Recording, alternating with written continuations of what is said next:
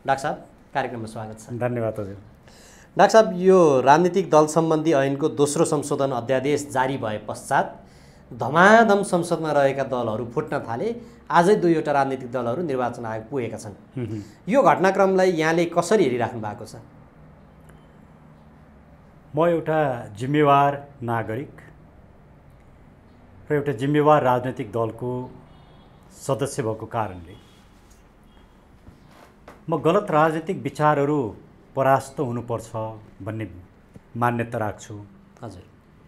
तर दलहरू फुटाउनुपर्छ, फुटाउने किसिमका गतिविधि गरिनुपर्छ र अरू दललाई फुटाएर आफू सत्तामा बसिनुपर्छ या अरू दललाई कमजोर पारेर आफू शक्तिशाली बन्नुपर्छ भन्ने मान्यता म राख्दिनँ। किनकि डेमोक्रेटिक पोलिटीमा अहिलेको हाम्रो दुनियाँकै शासन व्यवस्था चाहिँ बहुदलीय प्रतिस्पर्धामा आधारित लोकतन्त्र हो। हजुर। अर्थात् बहुलवादमा आधारित लोकतन्त्र हो। त्यसमा पोलिटिकल पार्टिजहरूको भूमिका महत्त्वपूर्ण हुन्छ। हजुर। पोलिटिकल पार्टिज बिना बहुलवादको या बहुदलीय व्यवस्थाको परिकल्पना गर्न सकिँदैन। र जहाँ बहुदलीय व्यवस्थाका कमी कमजोरी छन्, यो 100% विशुद्ध छैन, तर अरू एकदलीय या एकतन्त्रीय शासन व्यवस्थाभन्दा निरङ्कुशताभन्दा विभिन्न कमी कमजोरीका बावजुद पनि बहुदलीय व्यवस्था चाहिँ उपयुक्त हुन्छ। त्यो बहुदलीय व्यवस्थाभित्र राजा होलान्, त्यो बहुदलीय व्यवस्थाभित्र गणतन्त्र होला, त्यसभित्रका ती अरू पक्षहरू हुन्। तर सिङ्गो बहुदलीय व्यवस्था शासन व्यवस्थाको एउटा महत्त्वपूर्ण पक्ष हो। त्यसैले हेर्नुहोस्, आजै मात्रै आज 2078 साल भदौ 2 गते, हजुर, आज नै राष्ट्रपतिबाट अध्यादेश आएको छ र अध्यादेश आउन साथ within few minutes Madhav Nepalji र महन्त ठाकुरजी निर्वाचन आयोगमा नयाँ दल दर्ता गर्न पुग्नु भएको छ र दल दर्ता गराउने प्रक्रिया सुरु गर्नु भएको छ। यसले के देखाउँछ भने यो अध्यादेश उहाँहरू यसरी व्यग्रताका साथ अपेक्षा गरेर बस्नु भएको थियो, यो अध्यादेश आओस् भनेर। त्यो आउन साथ उहाँले पार्टी फुटाउनु भयो।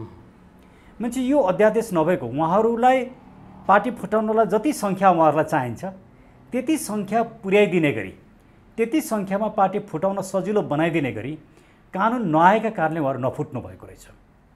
मान्छे अहिलेसम्म जुन एकताको उहाँहरूले जुन नाटक मञ्चन गर्नुभयो त्यो कुरा त एकदमै देखावा, झुटो र गलत रहेछ। हो, एमाले फुट्दाखेरि एमाले कमजोर होला, जसपा फुट्दा जसपा कमजोर होला, त्यसले मेरो दललाई फाइदा होला भन्ने प्रश्न आउन सक्छ। म अरू दल फुटेर उनीहरू कमजोर भएर मेरो दल मजबुत हुनुपर्छ भन्ने पक्षमा छैन। म मेरो विचार मजबुत भएर, मेरो विचार स्थापित गरेर हामी मजबुत हुनुपर्छ भन्ने पक्षमा छु। डाक्टर साहब, अब त्यसैले यो घटनालाई हजुर, मैले ज्यादै एउटा दुःखदायक घटनाको रूपमा लिएको छु र यसले लोकतन्त्रलाई, यो सिङ्गो पोलिटीलाई नै यसले कमजोर बनाउँछ। त्यसैले म दुखित छु। हिजो 2077 सालको वैशाख महिनाको 8 गते तत्कालीन प्रधानमन्त्री केपी शर्मा ओलीले यही अध्यादेश, यही प्रावधानको अध्यादेश, राजनीतिक दल सम्बन्धी अध्यादेश होला, शब्द त्यस्तो सेम नहोला, यस्तै अध्यादेश लिएर आउँदाखेरि त्यो अध्यादेशले लागेको आगोले पार्टी 3 टुक्रा बनाइदियो र उहाँहरूले यसको विरोध पनि गरिराख्नु भएको छ। आज हिजो यही खालको अध्यादेश ल्याउँदाखेरि चाहिँ विरोध गर्ने शेरबहादुर देउवाले आज आफूलाई सहज हुन्छ भनेर जसरी यो अध्यादेश लिएर आए, यसले राष्ट्रिय राजनीतिमा र स्वयं राजनीतिक दलहरूमाथि पर्ने प्रभाव चाहिँ के रहन्छ? कस्तो राम्रो प्रश्न राखिदिनु भयो, धन्यवाद। यसले के कुरा प्रष्ट पार्यो भने उहाँहरूको सिङ्गो उद्देश्य र गन्तव्य सत्ता मात्रै हो। राजनीतिक आदर्श पनि होइन, लोकतन्त्र पनि होइन, संविधान पनि होइन, कानुनको शासन पनि होइन, मर्यादित राजनीति पनि होइन। जसरी सत्तामा बस्न सकिन्छ त्यसरी सत्तामा बस्ने, त्यसको लागि जे गर्न पनि तयार हुने। यो चरित्र हिजो ओलीजीमा देखिएको थियो, आज देउबाजीमा देखियो। त्यो ठाउँमा प्रचण्डजी हुनुहुन्थ्यो, प्रचण्डजीमा पनि त्यही देखिन्थ्यो। त्यसले उहाँहरूले आफू मात्रै राजनीतिक रूपमा दुर्गन्धित बन्नु भएन कि उहाँले सिङ्गो मुलुकको राजनीतिलाई दुर्गन्धित बनाइदिनु भयो। राजनीतिमाथि मान्छेको विश्वासै नहुने वातावरण सिर्जना गरिदिनु भयो। राजनीति र राजनीतिज्ञलाई हेर्ने आम नागरिकको दृष्टिकोण नै गलत बनाइदिनु भयो। यो एउटा ठुलो एक किसिमको राजनीतिक अपराध हो। डाक्टर साहब, अब यो अध्यादेश लिएर आउने र दल फुट्ने खास गरी सत्तामा पुगिसके पछाडि अथवा संसदीय खेलमा यो खालको अभ्यास नेपालको हिसाबमा कुनै नौलो घटना त होइन। तर हिजोदेखि यहाँले हिजो का राजनीतिक दलहरू फुटेको हेर्दाखेरि त्यसले राष्ट्रिय राजनीतिमा कस्तो खालको चाहिँ नि असर पारेको चाहिँ नि महसुस गरिराख्नु भएको छ? यसले दलहरूलाई टिक्न नदिने, दल कि सरकार? दल टिक्न नदिने। दल नटिकेपछि सत्ता पनि टिक्दैन। सत्ता अस्थिर भएपछि राजनीति अस्थिर हुन्छ, मुलुक अस्थिर हुन्छ। शेरबहादुरजी केही समय सत्तामा बस्नु होला, तर यहाँनिर एउटा गम्भीर कानुनी प्रश्न छ। हिजो उहाँहरू नै हो यो कानुन बनाउने, राजनीतिक दलसँग सम्बन्धित ऐन 2073 बनाउने शेरबहादुरजी लगायत, ओलीजी लगायतका उहाँहरू सबैजना हो। उहाँहरूले के भन्नुभयो भने पार्टी फुट्दाखेरि सङ्घीय संसदको 40% र केन्द्रीय समितिको 40% चाहिने भन्नुभयो। त्यो स्ट्यान्डर्ड एउटा मापक, त्यसलाई नेपाली समाज सबैले स्वीकार गर्यो, किनकि एउटा स्ट्यान्डर्ड मापक चाहिन्छ। र विधायिका या कानुन निर्माताको विस्डम या बुद्धिमत्ता पनि के रहेछ भने 40% केन्द्रीय समितिमा र सङ्घीय संसदमा दुईटैमा 40% पुगेपछि पार्टी विघटन गर्न पाउने, फरक नयाँ पार्टी खोल्न पाइने कुरा चाहिँ स्वीकार्य रहेछ भन्ने कुरो स्थापित थियो। ओलीजीले त्यसलाई 30% झारेर अध्यादेश ल्याउनु भएको थियो। आम विरोध भयो, त्यो उहाँले फिर्ता लिनुभयो। हामीले पनि त्यस बेला यसरी नै विरोध गरेका थियौँ। अहिले देउबाजी त 30% अनि 20%मा आउनुभयो। र पनि हटाइदिनु भयो, वा भए पुग्यो। सङ्घीय संसदमा 20% भए पनि पुग्यो, केन्द्रीय समितिमा 20% भए पनि पुग्यो। त्यति मात्रै पनि होइन, फेरि उहाँले के गरिदिनु भयो, नयाँ दल गठन भएपछि त्यो दलमा भइरहेका सांसदहरू अर्को दलबाट गए भने ती सांसदहरूको सांसद सदस्यता पनि खारेज नहुने, अर्थात् फ्लोर क्रस, एन्टी डिफेक्सनलाई मान्यता दिनुभयो। जुन कुरोलाई हाम्रो संविधान र हाम्रो कानुनले निषेध गरेको छ। मान्छे यसले के देख्ने, कानुन त एउटा यस्तो खेलौना रहेछ कि शासकहरूलाई चाहियो भने शासकहरूको उद्देश्य पूर्ति गर्नका लागि जुनसुकै बेला जस्तोसुकै कानुन बनाइदो रहेछ। भइरहेको संसदको अधिवेशनलाई अन्त्य गर्ने हठात रूपमा जुन कुराको विरोध गरेर उहाँ सत्तामा आउनुभयो त्यही काम गर्नुभयो। अहिले रातारात फेरि अध्यादेश ल्याउनु भयो। संसदको अधिवेशन अन्त्य गर्ने, अध्यादेश ल्याउने, पार्टी फोर्न दिने। कस्तो राजनीति हो यो? कुन एउटा लोकतान्त्रिक चरित्र हो यो? देउबाजीको यो घटनाले उहाँले आफ्नो राजनीतिक छवि मात्रै बिगार्नु भएन, सिङ्गो नेपाली काङ्ग्रेसको छविलाई परास्त पार्नुभयो। अबको निर्वाचनमा उहाँहरू कुन मुखले जानुहुन्छ? एकातिर उहाँ एमसिसी बोक्नु भएको छ, अर्कोतिर पार्टी फोड्नका लागि यस्तो हरकत गर्नुभएको छ। डाक्टर साहब, यो सदनले अनुमोदन नगरेमा यो अध्यादेश स्वतः निष्क्रिय हुने संवैधानिक प्रावधान छ। अब सदनले अनुमोदन गर्नुभन्दा अगावैसम्म यो अध्यादेश अन्य राजनीतिक दल, स्वयं सत्ताको नेतृत्वकर्ता राजनीतिक दललाई पनि कतिको प्रत्युत्पादक बन्न सक्छ? बन्न सक्छ। यो त जसलाई पनि प्रत्युत्पादक बन्छ। र आज देउबाजीले जसरी यो अध्यादेश ल्याएर माधव नेपाललाई खुसी पारेँ भनेर भनिरहनु भएको छ, भोलि उहाँकै पार्टीमा पनि यो घटना घट्छ। मानौँ आज त शेरबहादुर देउबाजीसँग 165 जना छन् माधव नेपालहरू सबै गरेर। भोलि कुनै कारण 165 जना रहेनन्, उहाँले बहुमत पुर्याउन सक्नु भएन भने संसदको अर्को अधिवेशन त बोलाउनै पर्छ। 2 महिना लाग्ला, 4 महिना लाग्ला, त्यो अधिवेशन भएकै दिन यो अध्यादेश संसदमा पेश गर्नुपर्छ। संसदले यसलाई स्वीकार गरेन भने त्यही दिन यो सिद्धियो। यो सिद्धिन साथ अहिले गठन भएका दलहरूको वैधानिकता के हुने, एउटा प्रश्न। दोस्रो प्रश्न, संसदमा पेश भयो तर संसदले 60 दिनसम्म स्वीकार पनि गरेन अस्वीकार पनि गरेन भने पनि यो अध्यादेश सिद्धिन्छ। 60 दिन व्यतीत हुन चाहिँ केही काम छैन भनेपछि के हुने यी नयाँ दलको भविष्य। र अर्को त कुनै पनि बेला देउबाजेलाई फेरि अर्को सनक चढ्यो भने, जसरी ओलीजीले फिर्ता लिनुभएको थियो त्यसरी फिर्ता लिइदिनु भयो भने के हुन्छ? त्यति बेला अहिले जसले राजनीतिक रूपमा दल दर्ता गरे, जो कारबाहीमा परेका छन्, अझ यो सांसद पदको कारबाहीमा, ती कारबाहीमा परेकाहरू चाहिँ निष्कासन हुन्छन् होइन डाक्टर साहब? अनि निष्कासन हुनुपर्ने हो। तर शेरबहादुरजीले त यस्तो अध्यादेश ल्याइदिनु भयो कि तपाईँ नयाँ दलमा जाँदाखेरि तपाईँलाई निष्कासन गर्न नपाइने भनेपछि त अब कसरी निष्कासन हुने भएर? भनेपछि तर यहाँनिर हो, हजुर यहाँनिर हेर्नुहोस्, टेक्निकल कुरा छ। यो अध्यादेश त आज भदौ 2 गते आछ, यो त आजबाट मात्रै लागू हुन्छ। तर नेकपा एमाले निकालेको 14 जना त हिजो हो। हजुर, अब यो कानुन लडाइँ हुन्छ। यहाँ उहाँहरू प्रत्येक ठाउँमा संविधानका सिस्टमका छिद्र खोजेर त्यो छिद्रबाट फाइदा लिने काम गर्नुभएको छ। वास्तवमा यो अराजक स्थितिको लागि त अदालत जिम्मेवार छ। अदालतले जुन निर्णय गर्यो त्यसको परिणाम हो, यो त्यसका अफसुट हुन्।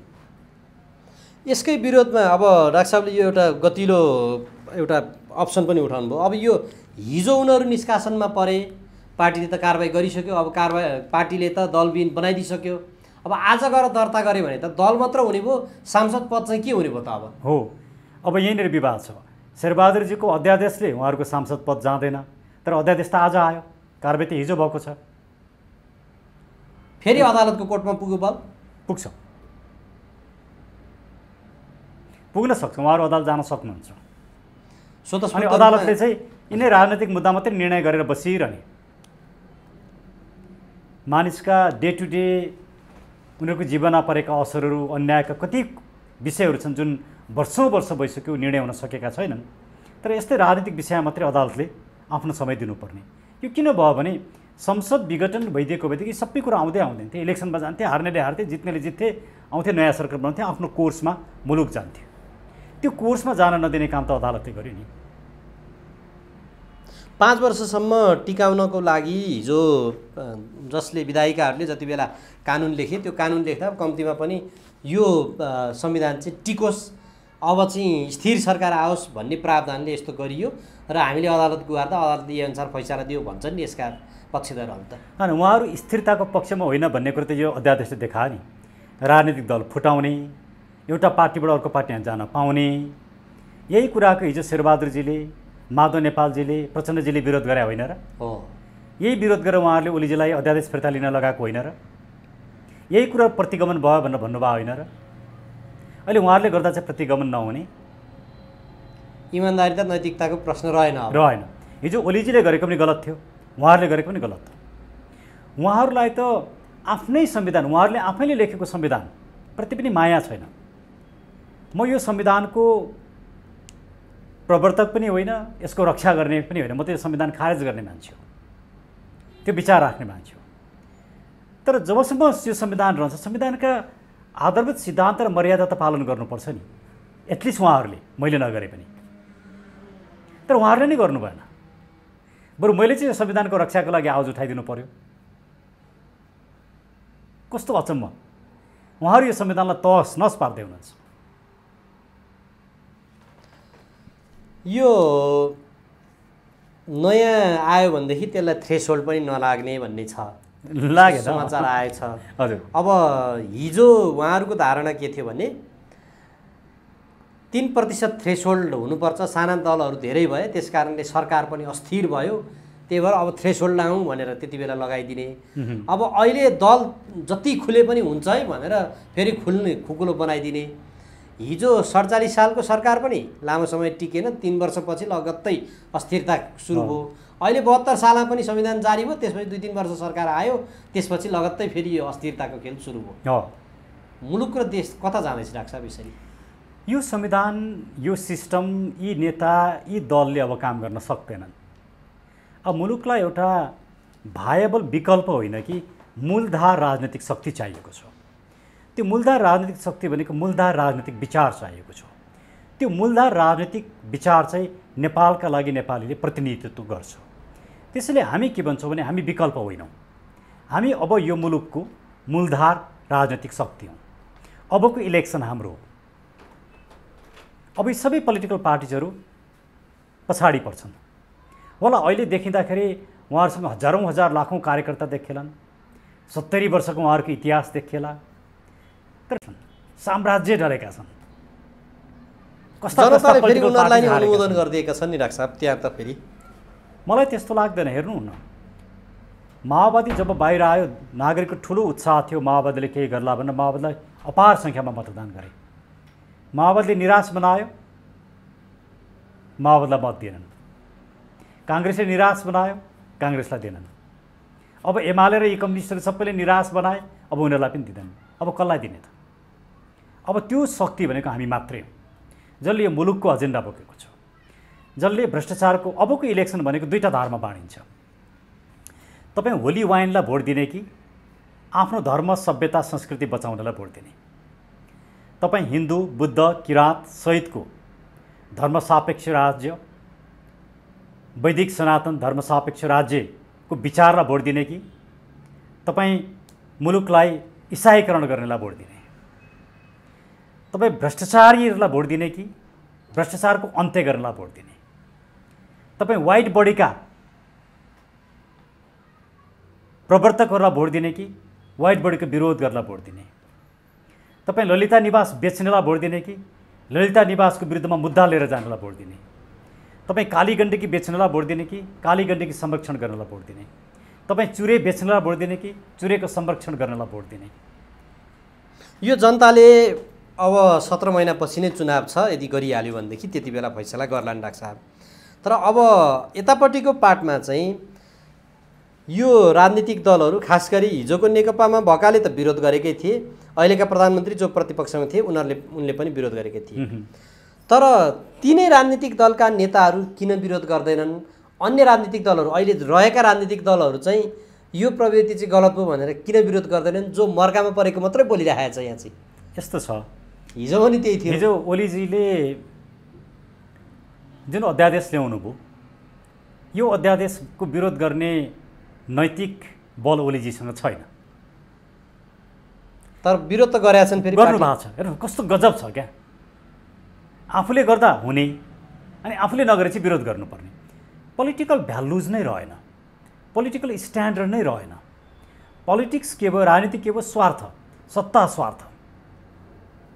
सत्ता स्वार्थभन्दा माथि राजनीतिलाई राख्नै सकिएन। मुलुक र नागरिकको हितमा राजनीतिलाई लगाउनै सकिएन।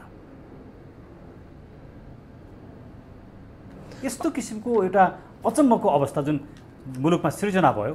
र यो अध्यादेश त यो कल्पनै गर्न नसकिने अध्यादेश हो।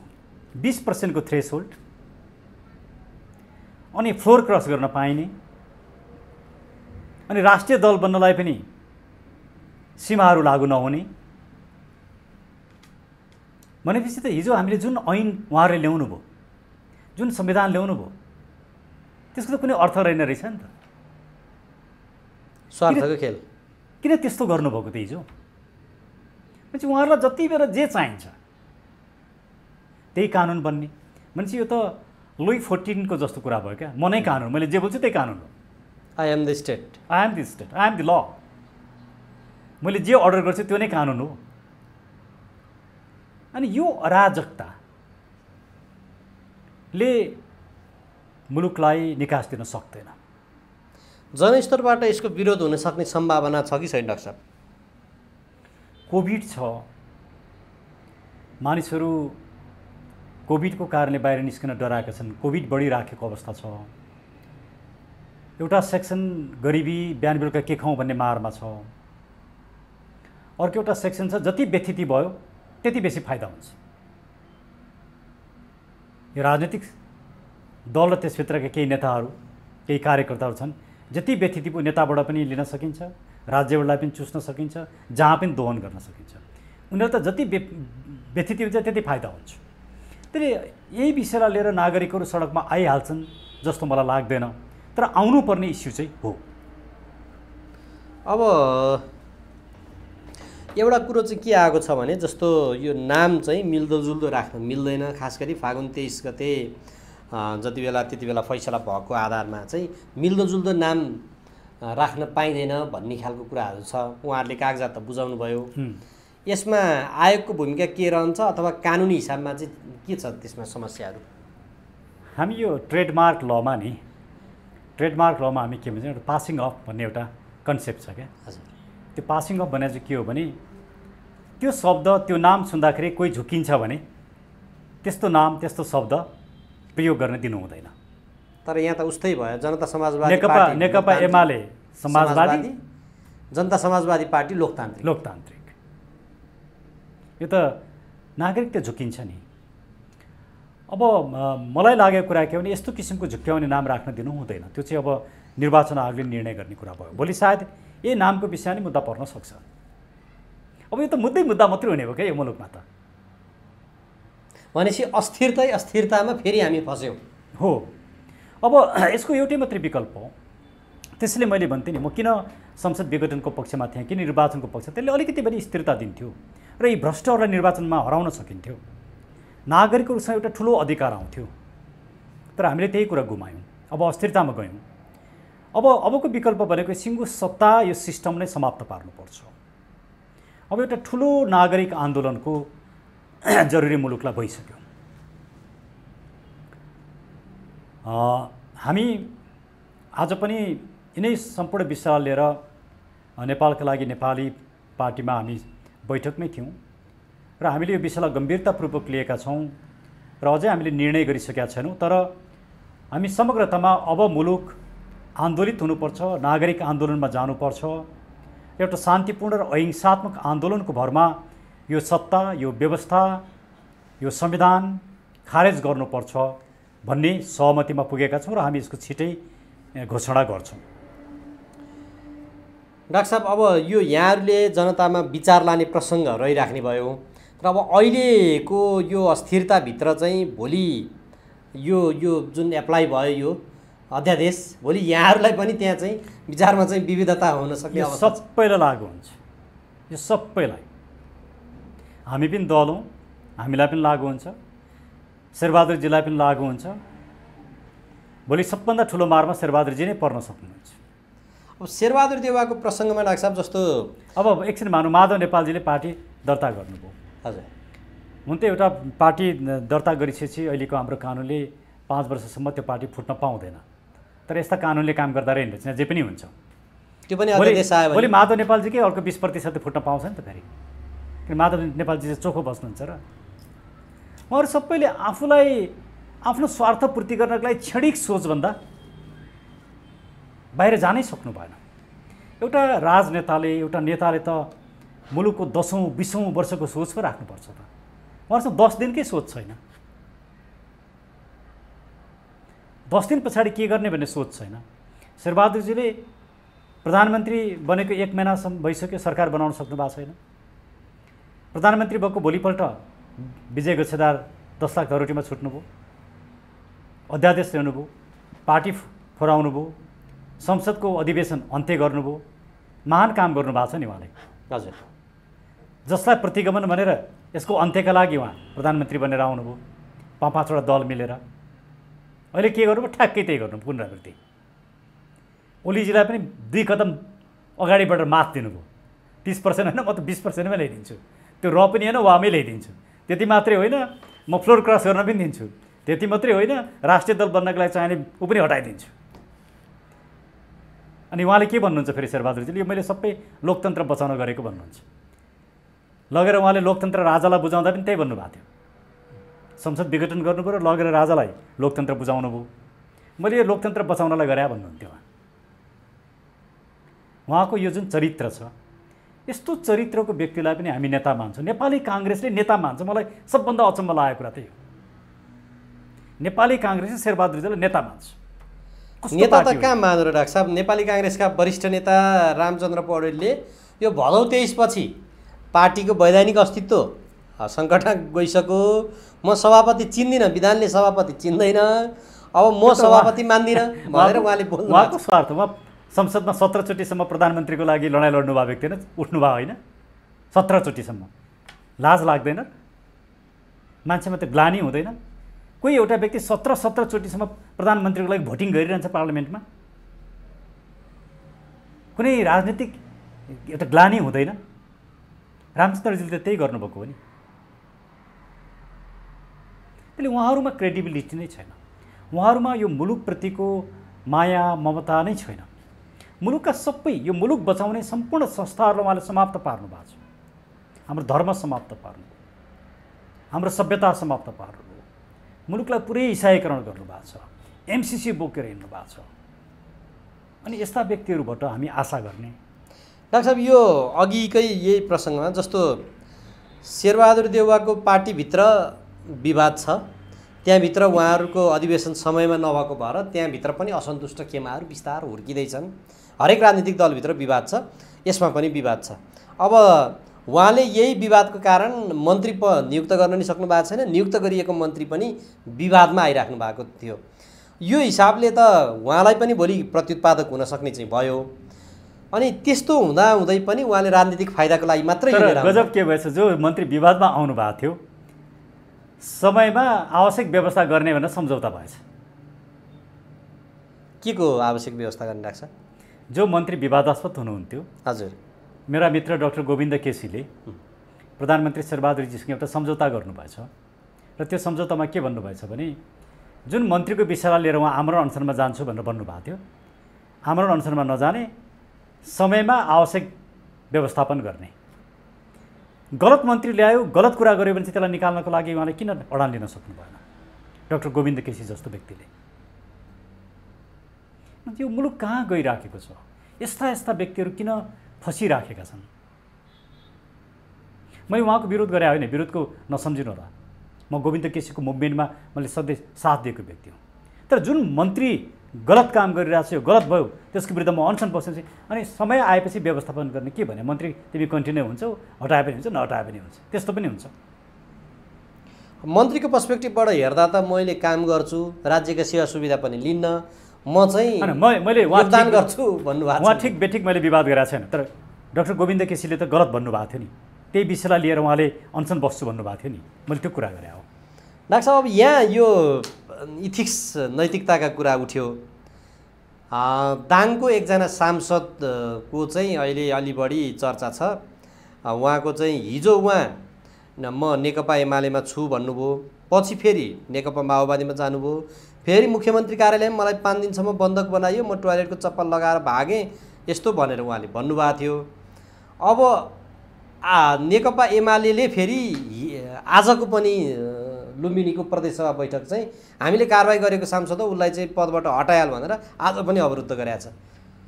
यो यो यो के हो डाक्टर साहब? यसले अहिलेको यो मुलुकको राजनीति, राजनीतिक दलको चरित्र,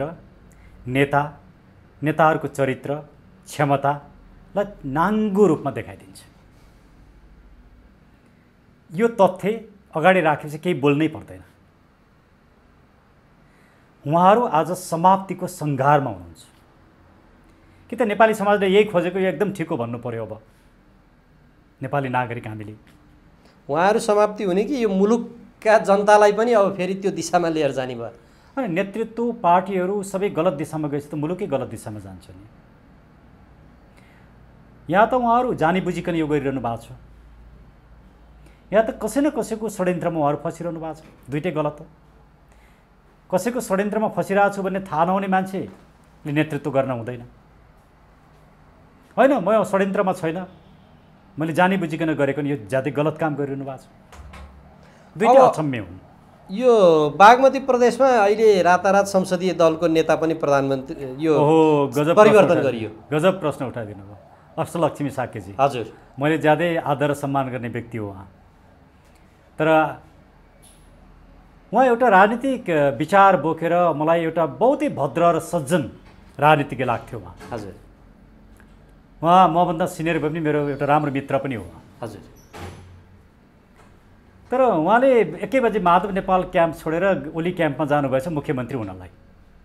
यो सुनेपछि मलाई अष्टलक्ष्मी साक्यजीको त्यो सिङ्गो जीवनमा उहाँले गरेको सङ्घर्ष, उहाँको राजनीतिक एउटा पृष्ठभूमि, त्यो सच्चरित्र, उहाँको योगदान 1 बजे समाप्त भएको मलाई महसुस भयो र म दुःखी छु। उहाँ त्यो मुख्यमन्त्रीको पदभन्दा धेरै ठुलो व्यक्ति हो, धेरै ठुलो ओज भएको व्यक्ति हो। तर मुख्यमन्त्री बन्नलाई ओलीलाई हटाउन त्यत्रो गर्नुभयो उहाँले, माधव नेपालसँग जोडिएर त्यत्रो काम गर्नुभयो, तर मुख्यमन्त्री पाउन साथ त त्यस्तो हुँदो रहेछ नि। यस्ता घटनाहरूले के देखाउँछन् भने यो मुलुकलाई अब पार लगाउने, माधव नेपालजी नै भन्नुहुन्थ्यो, माझी दाइ यो मुलुकलाई पार लगाउनु पऱ्यो भन्नु, उहाँ नै होइन बोल्ने, संसदमै गएर बोल्नुभयो। उहाँको माझी दाइ त कस्तो हुनुहुँदो रहेछ थाहा भयो नि। देशलाई एउटा चिरफार गर्ने डक्टर पनि चाहियो भन्नुहुन्थ्यो। त्यसै हिसाबले अब म लाग्छु भनेर लाग्नु भएको हो कि समाजवादी दर्ता गरेर? माधव नेपालजीको राजनीतिक भविष्य अब पनि बाँकी रहन्छ र उहाँकै टिमका साथी 95 जनाले त उहाँलाई साथ दिएका छन्। झलनाथ खनाल पार्टीको वरिष्ठ नेता भएर अगाडि बढेका छन्। झलनाथ खनालजी सर्प पाल्न 72 करोड रुपियाँ लिने, आफू इन्डियामा गएर बिमारी हुँदाखेरि सरकारको खर्च लिने, ठुल्ठुला ठेक्का पट्टा उहाँका छोराहरूले गर्छन्, अनि उहाँको 1 पैसा आफू खर्च नगर्ने, नागरिकहरू 10,000 खर्च गर्न नसकेर मरेका छन्। अनि त्यस्तो व्यक्तिले कसलाई समर्थन गरेको महत्त्व राख्छ? झलनाथ खनालजीको कुनै राजनीतिक महत्त्व छ? देशको पूर्व प्रधानमन्त्री, अहिलेको प्रमुख राजनीतिक दलको हिजो जो पायो त्यही प्रधानमन्त्री हुने भयो। त जो गलत छ ऊ प्रधानमन्त्री, जोसँग गलत राजनीतिक संस्कार र चरित्र छ त्यो प्रधानमन्त्री हुने भयो। अहिलेसम्म प्रधानमन्त्री भएकाहरू त्यसो भए गलत राजनीतिक संस्कारबाटै विकसित भएका थिए र डाक्टर साहब, यिनीहरूले मुलुक परिवर्तनको लागि योगदान दिएका हैनन्? पछिल्लो दिनमा को मान्छे राम्रो मान्छे प्रधानमन्त्री भएको छ? एउटा उदाहरण पाउँ। अहिले भइरहेकाहरू कोही पनि राम्रो होइनन्। त्यसो भए कोही पनि राम्रो छैन। निरङ्कुशता विरुद्ध लड्यौँ हामीले, प्रजातन्त्रको लागि लड्यौँ, लोकतन्त्रको लागि, राजालाई लोकतन्त्र लगेर बुझाउने व्यक्तिले निरङ्कुशताको विरुद्ध लड्या भन्ने मिल्छ? आफ्नो स्वार्थको लागि 17,000 मान्छे मारेर अनि आफू सत्तामा गएर अरबपति र खरबपति बन्ने प्रचण्डजी मैले मुलुकको लागि काम गरेको भन्न मिल्छ? धर्मनिरपेक्षता ल्याएँ, गणतन्त्र ल्याएँ, समावेशी ल्याएँ, महिला, दलित, मधेसी, आदिवासी सबैको अधिकार स्थापित भयो भन्नुहुन्छ। उहाँले एउटा कुरा भन्न छुट्याउनु भएको छ, त्यहाँ मैले नेपाल सिद्ध्याएँ भन्न चाहिँ बिर्सिनु भएको छ। मैले गणतन्त्र ल्याएँ, फलानु गरेँ, यहाँ गरेँ, नेपाल सिद्ध्याएँ भन्ने शब्द छुटाउनु भएको छ। अब कुन दिन त्यो पनि बोल्नुहुन्छ, त्यो भएपछि उहाँको सबै कुरा कम्प्लिट हुन्छ। हिजो राज्य व्यवस्थाबाट पछि पारिएका दलित, मधेसी, आदिवासी, जनजाति, मुसलमान यी समुदायलाई चाहिँ हक अधिकारको हिसाबमा मैले अगाडि बढाउनु गलत थिएन भन्नुहुन्छ नि उहाँ त? जातीय राज्य 21st सेन्चुरीको विकल्प हो र मानव अधिकारको विकल्प हो। प्रत्येक मान्छे इक्वल छ, प्रत्येक सिटिजन इक्वल छ, उसलाई ह्युमन राइट्स दिनुपर्छ, कन्स्टिट्युसनले फन्डामेन्टल राइट्स दिनुपर्छ, लिगल राइट्स दिनुपर्छ, त्यो पो समाधान हो त। म जातीय विभेदका कुरा उठाउँछु, जातीय राज्यको कुरा उठाउँछु, जातिगत रूपमा राज्य दिन्छु भने यस्तो गलत, यस्तो नचाहिँदो, यस्तो अराजक कुरा गर्ने प्रचण्डसँग राजनीतिक संस्कार छ भन्न सुहाउँछ। प्रचण्डजी यो मुलुकको ठुलो राजनीतिक समस्या हो। बाबुरामजी यो मुलुकको सबभन्दा ठुलो राजनीतिक समस्या हो। उहाँहरू समस्या हो, समाधान होइन। 52 सालदेखि यता त फेरि उहाँहरूकै सेरोफेरो केन्द्रबिन्दुमा रहेर राजनीति घुमे गर्यो। अहिले पनि शेरबहादुर देउवा प्रधानमन्त्री भएर के गर्ने? साँचो चाहिँ फेरि प्रचण्डसँगै छ। त्यही भएर त मुलुक बिग्रियो त। मुलुक राइट ट्र्याकमा जान नसकेकै त्यही कारणले हो। त्यसले उहाँहरू सबैलाई समग्र रूपमा उहाँहरूको अन्त्य अबको सिङ्गल एजेन्डा हो। उहाँहरूको राजनीतिको अन्त्य नभइकन यो मुलुक अब अगाडि बढ्नै सक्दैन। त्यसो हुँदा त्यो अन्त्य गर्नको लागि चाहिँ जस्तो डाक्टर साहब यहाँले पनि दल खोजेर लाग्नु भएको छ। हजुर।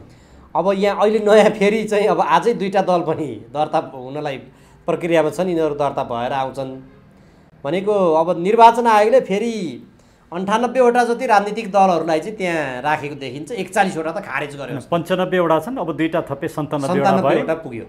म म यहाँलाई एउटा कुरा भन्छु। हजुर। म भर्खरै अघि राति मात्रै म काठमाडौँ बाहिरबाट आइपुगेँ। म 4-5 दिन बाहिर थिएँ।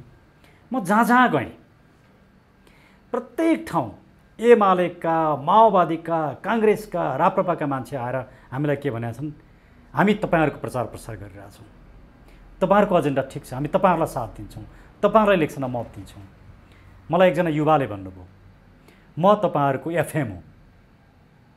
त्यो के भनेर रहेछ थाहा छ? उहाँ हामीले बोलेका भिडियोहरू प्रत्येक मान्छेलाई बालकृष्ण नेउपाने, सुरेन्द्र भण्डारीले बोलेका भिडियो हेर्नुहोस् भन्नुहुँदो रहेछ। प्रत्येक मान्छेलाई देखाउनु हुँदो रहेछ। र उहाँले भन्नुभयो, म मेरो यो बजारमा एउटा टेलिभिजन किनेर तपाईँहरूकै अन्तर्वार्ता मात्रै अब म बजाउँछु। मुलुक बिगारिसके। त्यो हाम्रो मान्छे नि एमालेको, त्यहाँको जिम्मेवार मान्छे। यसले आज मुलुक कता जाँदैछ भन्ने कुरो प्रष्ट रूपमा देखाउँछ। उहाँहरू भ्रममा हुनुहुन्छ। आज सिङ्गो मुलुक हिजोको नेकपा हुन् कि, हिजोका काङ्ग्रेस हुन् कि, हिजोको राप्रपा हुन् कि, सबै नेपालका लागि नेपालीमा जोडिएका छन्, जोडिँदैछन्, जोडिनको लागि उभार सृजना भएको छ। एजेन्डामा पनि सहमत भएको पाउनु भएको छ राख्छ? पूर्ण रूपमा। राष्ट्र संस्था स्थापनामा पनि म यहाँलाई भनिदिउँ, यहाँ आउनुभन्दा अगाडि यहाँ एकजना हिजोको माओवादीको एउटा कमान्डर, जनयुद्धमा होमिएको व्यक्ति यहाँ आउनुभएको थियो। उहाँले भन्नुभयो, यो मुलुकमा एकताको प्रतीकको रूपमा राजा चाहिने रहेछ, म तपाईँहरूसँग काम गर्छु भन्नु। अहिले आएर गणतन्त्रको लागि अब सामन्ती यो राज संस्था फाल्नुपर्छ भनेर बन्दुक चलाउने मान्छे उहाँ कमान्डर हो। उहाँले भन्नुभयो, एक ठाउँमा मैले 63 लाख रुपियाँ र 10 किलो सुन एउटा ब्याङ्कबाट हामीले लुटेका थियौँ माओवादीले। त्यो मैले 10 दिनसम्म राखेको थिएँ। पछि प्रचण्डले लिनुभयो। हामीले पार्टीलाई बुझ्यौँ, हामी एक पैसा लिँदैन थियौँ, सबै नेताहरूलाई दिन्थ्यौँ। तर नेताहरू त आफूले कमाउने धन्दा पो गर्दा रहेछन्। आज सबैभन्दा बेसी राजाको पक्षमा कोही छन् भने हिजोका माओवादी कमान्डर, माओवादी जनयुद्धमा लडेका व्यक्तिहरू छन्। किन यत्रो परिवर्तन आयो? उहाँहरूले बुझ्नुभयो, ज्यानको आहुति दिएर लागेका व्यक्ति हुन् नि उहाँहरू त।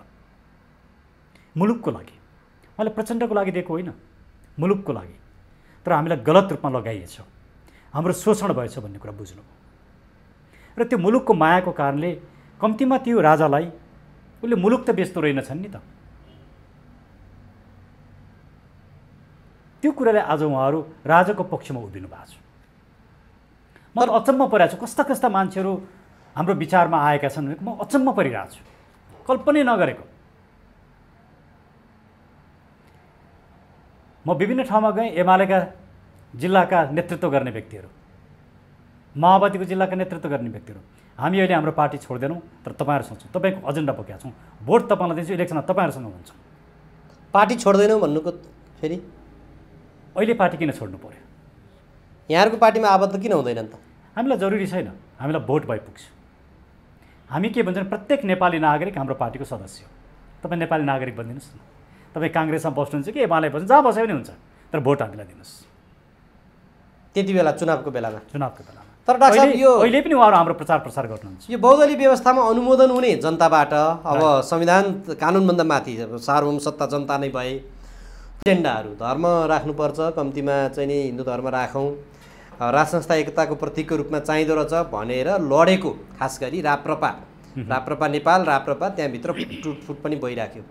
त्यो राजनीतिक दलले हिजोको अघिल्लो संसदमा 24 सिट लिएर आउँदा पछिल्लो संसदमा खुम्चियो 1 सिट, त्यो पनि एमाले समर्थन नगरे पनि हुँदैन थियो।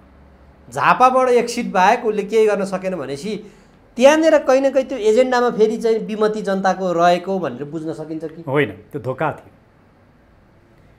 राष्ट्रपतिको प्रस्तावक र समर्थक हुने, यही संविधान दुनियाँको सबभन्दा राम्रो संविधान बन्ने, पटक पटक मन्त्री र उप प्रधानमन्त्री हुने, आफ्ना छोरा भाइ भतिजालाई मन्त्री बनाउने,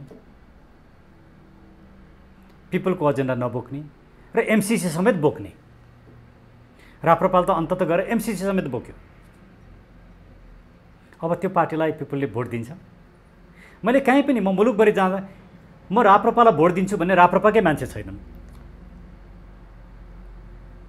अचम्म त यो छ। कम्तीमा एकजनाले त भनिदियोस्, म राप्रपाको मान्छे हो, राप्रपालाई भोट दिन्छु, म राप्रपाको मान्छे, भोट तपाईँलाई दिन्छु भन्छन्। पार्टी यतै बस्छु, भोट हाल्ने बेला उता जान्छु, भोट हाल्ने तपाईँलाई दिन्छु। तपाईँको पार्टीलाई दिन्छौँ, ढुक्क हुनुहोस्, हामी तपाईँको प्रचार प्रसार गर्छौँ भन्छौँ। त्यो पार्टीप्रतिको वितृष्णा हो भनौँ भनेदेखि पार्टी छोड्दिनँ भनिरहेको छ। अनि यसको पछाडि एउटा कारण छ। त्यो भन्नुको कारण के हो भने हामी त नयाँ छौँ नि, भोलि हामी चुनावमा उठ्छौँ कि उठ्दैनौँ, हामी कहाँसम्म पुग्छौँ, पार्टी बनेको 2 महिना भएको छैन, अनि सबै हाम्रो पछाडि कुदेर त आउन सक्दैनन् नि। हिजो खुलेका अन्य राजनीतिक दलभित्र पनि यो समस्याहरू आयो डाक्टर साहब। जस्तो अब रविन्द्र मिश्रको पार्टी नै फुट्यो, फेरि बाबुराम भट्टराईले पनि फुट्या छैन होला, यो बिचमा त फुटेको हो नि त। हजुर हजुर। यो घटनाक्रममा चाहिँ हिजो खोलिसके पछाडि त फेरि जुट्दै फुट्दै गरेको हो। अब अहिले त उहाँको एजेन्डालाई लिएर ठुलो विवादै भएको छ त्यहाँभित्र। अब यतापट्टि नयाँ शक्ति पार्टी त झन् छिन्न भिन्न कहाँ पुग्यो। अब मिसिने हो कि 97 भयो, रविन्द्रजीहरूको फुट्यो भने 98 हुन्छ नि त पार्टी। त्यही त, अब नयाँ आउने पार्टीमा पनि त्यो यो खालको टुटफुट र जनभरोसा चाहिँ देखिएन क्या फेरि। तर यसले एउटा कुरा त प्रमाणित गर्यो नि, हामीले जुन एजेन्डा उठाएका थियौँ नि त्यो एजेन्डा सही रहेछ भन्ने कुरा त हिजो गणतन्त्रको एजेन्डा बोकेर हिँड्ने रविन्द्रजीले पनि त स्वीकार गर्नुभयो नि। अब एउटै प्रश्न छ, जुन जोगी आए पनि कानै काटेका, हामीलाई किन पत्याउने भन्ने कुरा छ। हामीले यही कुरा स्थापित गर्नुपर्छ। तर हामी क्लियरली भन्दैछौँ, नागरिकता चाउचाउ जसरी बाँड्ने काम जुन सरकारले गरेको थियो, अध्यादेश ल्यायो, त्यसलाई कसले रोक्यो? हामीले रोक्यौँ। ललिता निवास कसले गर्यो? त्यो मुद्दा हामीले गर्यौँ। एनसेलबाट 62 अरब राज्यमा कसले ल्यायो? हामीले ल्यायौँ। चुरे दोहन हुनबाट कसले रोक्यो? हामीले रोक्यौँ। कालीगण्डकी कसले बचायो? हामीले बचायौँ। नेपाल वायुसेना निगम बेच्नबाट कसले रोकिरहेछ? हामीले रोकिरहेछौँ। किन यस्ता इस्युमा कुनै पनि पोलिटिकल पार्टी आउँदैन र हामी नै गएका छौँ? यसले क्लियरली देखाउँछ हामी को हौँ। महाकाली कसले बचायो? हाम्रो पार्टीका नेता बालकृष्णजीले बचाउनु भयो। भारतीयहरूले काम गर्न पाउने, नेपालीले काम गर्न नपाउने श्रम ऐनलाई कसले खारेज गरायो? बालकृष्णजीले गर्नुभयो। मन्त्री र प्रधानमन्त्रीलाई भ्रष्टाचारमा कारबाही गर्न पाइँदैन भन्ने कानुनलाई कसले खारेज गरायो? बालकृष्णजीले गराउनु भयो। मान्छे को कस्तो रहेछ भन्ने कुरा प्रश्न छैन र? यति भनिसकेपछि हामी जुन जोगी आए पनि कानै चिरेका होइनौँ, हामी साँच्चै नै मुलुकको लागि लडिरहेका मान्छौँ भन्ने कुरा प्रष्ट छ। खालि हामीलाई ठुला मिडियाले साथ दिएको छैन, हाम्रा कुरा भनिदिँदैन, हाम्रा कुरा राखिदिँदैनन्। कुनै दिन ठुला मिडियाले हामीलाई साथ दिन साथ 1 महिनामा यो मुलुकमा परिवर्तन हुन्छ। हाम्रा कुरा घर घरमा जब पुग्छ नि, तब जसरी अफगानिस्तानबाट मान्छेहरू लखेटिए, नेताहरू लखेटिए, शासकहरू लखेटिए, त्यसरी नै यहाँ पनि लखेटिन बेर छैन। हो, म तालिबानको पक्षमा छैन, म तालिबानको समर्थक पनि होइन, तर पिपुल उठेपछि त लखेटिँदो रहेछ नि त। त्यो अवस्था नेपालमा आउन सक्छ। भनेपछि यहाँहरू एमसिसीको विरोध गरिराख्नु भएको छ, भोलि अफगानिस्तानमा जस्तै गरेर जनता उठाउनुहुन्छ यहाँ? जनता त उठ्छन्। जनता उठेन भने नेपाल र नेपाली नै रहँदैन। आफूलाई समाप्त पार्ने कि उठ्ने चोइस त्यति हो। कि समाप्त हुन तयार हुनु पऱ्यो कि उठ्नु पऱ्यो। हामी त्यो अवस्थामा हामीलाई पुर्याइयो। हामी राजनीति गर्ने मान्छे होइनौँ नि, हामीलाई राजनीति गर्न मन पनि छैन वास्तवमा। यो बाध्यता हो। यो मुलुकै रहेन भने मैले कहाँ गएर वकालत गर्छु? यो मुलुकै रहेन भने म के नेपाली हुन्छु? मुलुकभन्दा ठुलो मेरो पेसा पनि होइन, मुलुकभन्दा ठुलो मेरो लागि अरूको केही कुरा पनि होइन। त्यसले मुलुक बचाउन हामी जस्ता नागरिकहरू राजनीतिमा आउन बाध्य भएको। तर हामी प्रतिज्ञाका साथ आएका छौँ, हामी छोड्दैनौँ, हामी पार लगाएर छोड्छौँ। हुन्छ डाक्टर साहब, समय दिनुभयो, धन्यवाद। यहाँलाई पनि धेरै धेरै धन्यवाद।